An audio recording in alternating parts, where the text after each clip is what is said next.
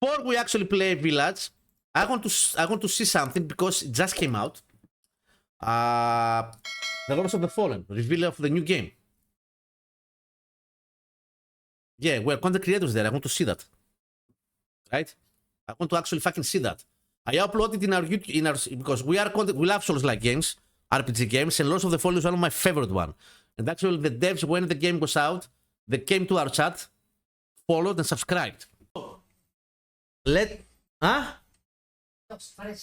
CI Games. CI Games. It's the CI Games is the developers of the Lords of the Fallen, right? Am I right? Am I correct? Yes. Thank you very much for the game.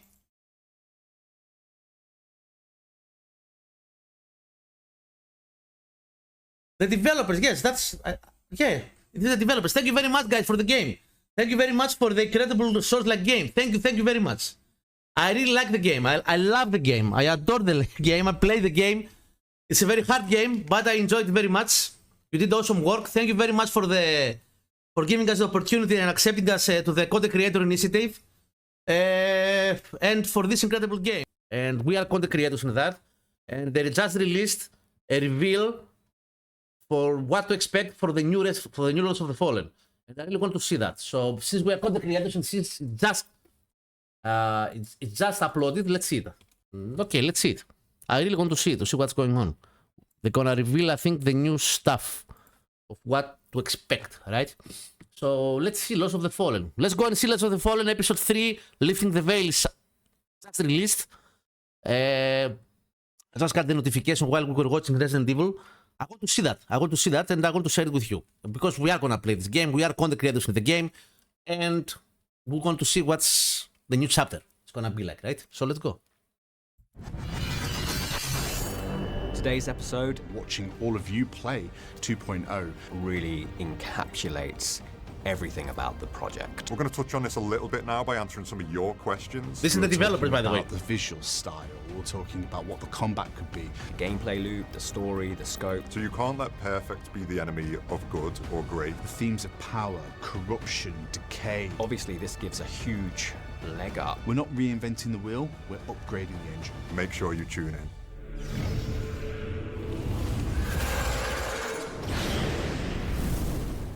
Welcome back to Lifting the Veil, your monthly Hello, backstage Jack Sparrow. pass to all things Lords of the Fallen. He looks like Jack Today's Sparrow, episode right? is the first part of an exciting two-parter as we discuss the first steps on the development journey to creating a video game I sequel. love the devs. I love the look. Specifically, the next Lords of the Fallen. Now it's time for the good stuff.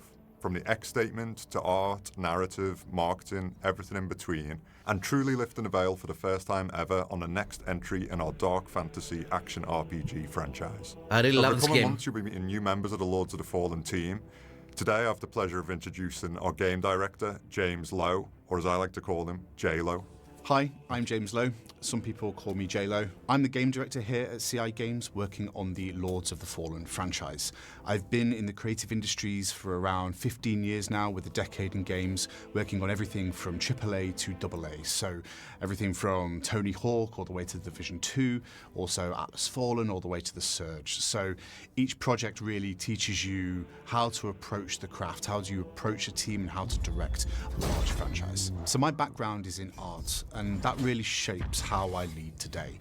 I approach everything with a visual mindset, be it a story moment, a gameplay loop. I'm constantly asking, what will the player feel? What will they see? And how will they engage within this experience? And I take that through not only into art, but to game design, to any part of the game development spectrum, essentially. Always pushing the team to answer that question, what will the player feel when they pick up the controller and get into our experiences? So funnily enough, I worked at the studio that created Lords of the Fallen in 2014. And since then, I've always had a soft spot for the franchise. I was really interested to hear, obviously, when Lords of the Fallen was coming back, and genuinely interested to see what they were going to do with the IP and where it was going to go into the future. I was actually at opening night live when Lords of the Fallen 23 was announced, and You always know you've seen something cool when that's all you're talking about after. We were talking about the visual style, we were talking about what the combat could be, what was this strange life and death mechanic.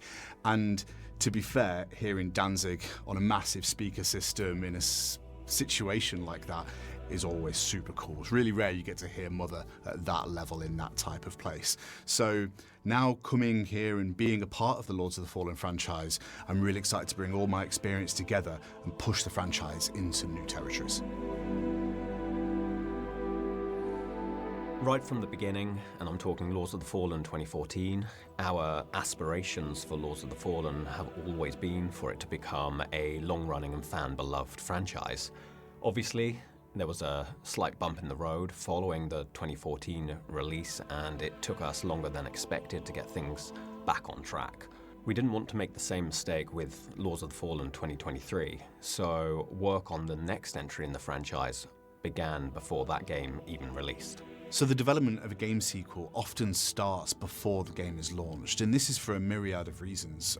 You want to sustain that goodwill not only with the team but also with the audience, and you want to springboard into new things with the game, taking things that you wanted to explore and starting to set a sequel up with that in mind. Different parts of the development team often finish earlier, before the game launches, so narrative and art usually off-board onto a new project before the game launches. And what you have is serious creative momentum, like coming into the closing phases of a project is where everyone's at that creative peak within the game development pipeline. So you want to take that and put that energy into something new, fresh, and exciting too. So I don't think anyone finishes a creative endeavor or project thinking it's finished, right? There's that adage that no game is ever finished and no time or resources ever enough to get it finished and to get it perfect. So you can't let perfect be the enemy of good or great. And with Lords of the Fallen 2023, we had loads of feedback from user tests, mock reviews, internal reviews, our own gut feeling about the project that we knew we wanted to do better and go Alice further. Cooper. It's partly why we supported the game up to 2.0 recently and beyond, but it gave us a lot of ammunition to take forward into the next project, which started to ramp up pretty quickly. Video games are one of the few entertainment mediums where you can truly iterate on the formula again and again with every new release. GTA, Red Dead Redemption, The Witcher, Dark Souls, arguably in all these instances, the game's got better with every new entry. It's very rare you can say that with movies, for instance. Maybe Lord of the Rings, but really that's just one consistent masterpiece from beginning to end. Potentially because the source material is equally phenomenal and also the films were made all at once. And obviously I've also got a bit of a weak spot for Pirates of the Caribbean. So an industry example that often comes up internally is Rocksteady's awesome Arkham games, right? Especially that first trilogy. So you've got Arkham Asylum, which started small and focused, and it felt like a testbed or proving ground for a lot of the mechanics that they would then build on.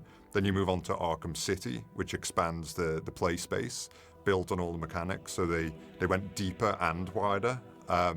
And then with Arkham Knight, they introduced vehicles, more advanced methods of storytelling, more everything really. And you kind of have to iterate your way to that point. So we talk about it as innovation through iteration. This stitches, I told you exactly what I'm gonna see. It's a Souls-like game. It's one of my favorite ones. There was a game, Lords of the Fallen, back in 2000 something, 2004, 5, 7, I don't remember. A Souls-like game. Then the CI Games released a reboot. They rebooted the whole concept and they released Lords of the Fallen, the new version, in 2023. And we were lucky enough to be accepted as content creators of the game. And the developers gave us access one day earlier to release the game. And we had a lot of people there because there were not many people playing that. And the developers, CI Games, came to our chat, followed and subscribed and spoke with us. And I have that in a clip uploaded somewhere in the source because we were very proud about that. And I really like Lords of the Fallen. There is... you can watch Lords of the Fallen, the playlist, in our second YouTube channel. Actually, it's here. Let me pick let me.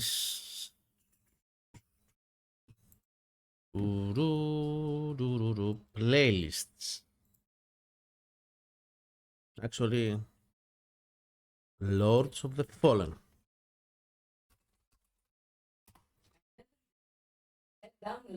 Yeah, I fell down a lot. Lords of the Fallen. Here, I got all the videos. The game has 4 endings. I did one ending, one walkthrough, right? Playlists. And we were speaking English back then. Here, 54 videos for the first walkthrough. So you can watch it here if you want. That's it. And I have uploaded here my first walkthrough. We streamed it and then I finished the game in video. So if you want, you can go and watch it and see what the game is all about. It's an amazing dark dark fantasy Souls-like game. One of the best. And I'm very, very, very hyped. Watch this video because they're gonna reveal how they're gonna give us some news about what to expect in this. They're making a second one, right? And this is the developers, and I really like them. I really like how they look, right? I didn't expect that, and I spoke with them because they came in our Twitch channel. And it just while we were watching Resident Evil Requiem, this came out, and even though I didn't announce that I'm gonna see that, I want to see that, right? And share it with you. Because I'm really looking forward to play this, the new chapter of Lords of the Fallen. And because they have reworked Lords of the Fallen since the first time that we played it, and they have made a lot of new adjustments to the game, we are gonna play and stream Lords of the Fallen 2.0 version before the new one is gonna be released, or somewhere in between, to see what they have made with all the new stuff, right? Because we played the first release of the game and we didn't play it anymore. So you're not trying to reinvent the wheel each time, you're just kind of refining the engine and fine-tuning the speed of the vehicle. So that's what we're doing in game development, is really trying to get better each time. And it's kind of like healthy growth and development. So that's really what we mean when we say, we're all about evolution, not revolution. We're not trying to reinvent the wheel, reset the bar. We're just trying to get better with each project. With video games, you get to carry over a significant amount of knowledge into a new project. So taking, for example, Elden Ring, when you play that experience, you still see elements of Dark Souls 1. Amazing. It's been refined. The moment-to-moment feels better. The experience feels better. Onboarding is clearer. A masterpiece. So you take all of Elden those Ring. learnings Fucking and start masterpiece. to really sharpen your blade as you move forward. We have the same aspirations with Lords of the Fallen, and you can see that with 2023 and our journey to 2.0. We've been using that as a test bed to understand features more, how players engage with the world, and you could do all the mock tests you like, you can do all the QA you like, but sending the game out into the wild for hundreds of thousands of players just to smash that same feature that you were like, I wonder if that's hitting right, you're never going to get data like that. So taking those experiences, that data, that understanding, watching all of you play 2.0 really influences what we're currently up to now. We're constantly listening to this data, we're trying to react to it, not only with Laws 23, but also bring those features back in and actually make them better for the next iteration. So all of this has been invaluable learning for us. For instance, it's indisputable that we need a dedicated jump button. From launch, we need full shared they listen a lot. multiplayer. Because the game had some issues. Of all is that when you get when to it the came end of the out, experience, some you are optimization rewarded issues, with some other issues. satisfying, epic boss But it's a fights fucking to amazing close it game. all out. And I can say it here, I will guarantee all of those will be in the next Lords of the Fallen. Furthermore, your own skills naturally improve through the course of a video game's development as well. And assuming a 3-year development cycle, it's safe to assume that you're 3 years more experienced at the end of a project as opposed to where you were at the beginning of that project. And not only more experienced as a developer or whatever field you might work in, but more experienced in the exact systems and in the exact IP that you're working on. Obviously, this gives a huge leg up when you start working on a sequel to a video game franchise. We're not reinventing the wheel, we're upgrading the engine. It's the same ride, but with new raw power under the hood. Suffice to say, the energy at the start of a project is palpable. Everyone's revving their engines, ready to go. The team couldn't wait to put their foot down, pedal to the heavy metal, ready to tear up the long road ahead. When it comes to concepting a sequel, you ask yourself a series of questions. What worked? What didn't work? What would we have wanted to do but didn't have time to do? And what is like the thing in our wildest dreams that we wanted to explore? With a genre like Souls-likes, it's not necessarily about making things bigger or more complex. It's about going deeper. You're building on muscle memory, emotional memory. Your players know your world, they know what to expect, and it's our responsibility to really harness that and push that forward for the audience. Souls-like fans are some of the most observant out there. They'll clock a lore thread that you thought was hidden. They'll see a parry window has changed by 2 frames. And when creating a sequel, you need to respect that, and you need to really hone in on that attention to detail. We want to give players something different but still familiar, something to hold on to, something they understand, but also challenge them to relearn and readapt and re-engage with the loop that they know so well. The real question that I like to ask of a project, especially at the start, is what is this game about, right? And that can sound like a simple question, but actually it strikes at the heart of what it is we're trying to achieve and what we end up making. So what is it about really ties into everything, right? The theme, the gameplay. If a game, for example, is about chaos or the idea of chaos, how does that manifest itself in the mechanics of the game? How does that manifest in the story, the characters, even, you know, the marketing? It's a conversation for the whole team, the whole studio. What is it about? What is it that we're making? How and why are we going to do that? From there, we started working on something we like to call the X statement, a short, concise sentence that really encapsulates everything about the project. Are they gonna reveal anything? Like a sneak peek? The tone, the ambition, the aspiration. Because I know that they are already working the new chapter of Lords of the Fallen. All disciplines of video game development, from the developers, production, the artists, marketing, they come together and really agree on this statement that embodies exactly what they're looking to achieve with this new game. It's got to be precise, focused, something that the team can read and go, yes, that's exactly what we're creating, and something that you can revisit at any time going forward in the project. You can ask yourself, does that meet the X statement? And if it does, great, it goes in. And if not, cutting room floor. Once you have that, everything else, the pillars, the gameplay loop, the story, the scope, that stuff just falls into place. So what did the team land on? Bolder, braver, bloodier. The next Lords of the Fallen will deliver an altogether sharper experience, improving on everything that players loved whilst fixing what they didn't. The world will be more immersive, the moment to moment will be more satisfying, and Umbral will be more engaging. We will continue to break new ground when it comes to multiplayer experiences, and we will dive further and further into harder R ratings.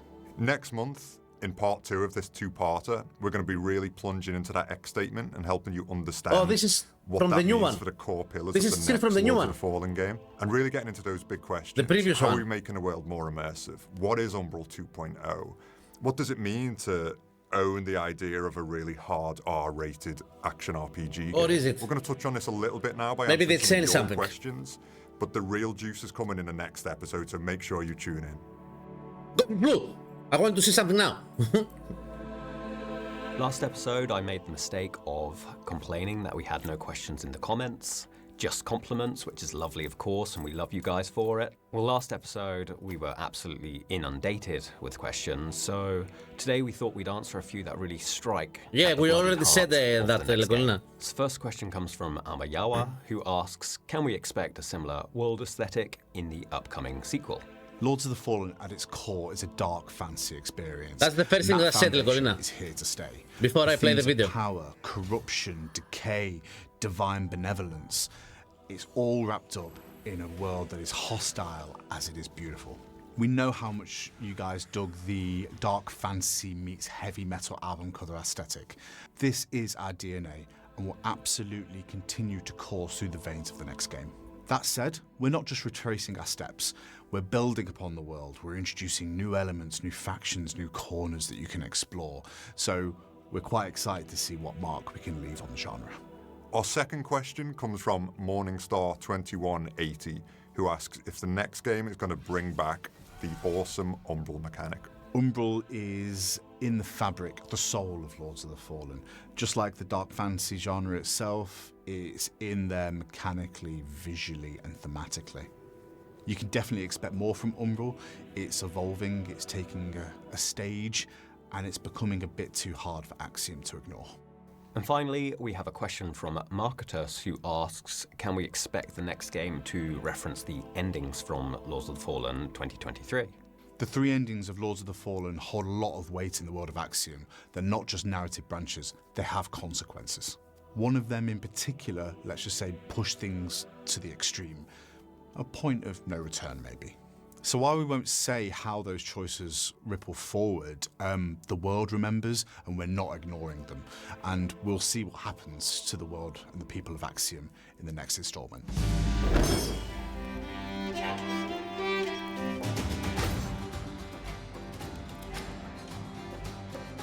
So for today's question, we're going to be answering Lex Ford Jackenstyre's Sir Jack 2082.